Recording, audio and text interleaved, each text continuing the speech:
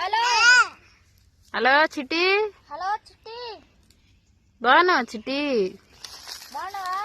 Hello చిట్టి. చిట్టమ్మా, మా చిట్టి అయితే హలో హలో అంటుంది. చెవుకాడ చేయి పెట్టుకొని వీడియో తీయంగానే తీసేసింది. నడుస్తుంది. చిట్టి అమ్మా ఏడికి ఏడికి? కాయ తెస్తావా? కాయ తెస్తావు మమ్మీ. ఇటు చూడు చిట్టి.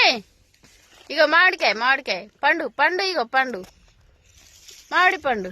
హాయ్ చెప్పు మరి. ఏం తింటున్నావు? అమ్మో నీళ్ళైతే కడుతున్నాం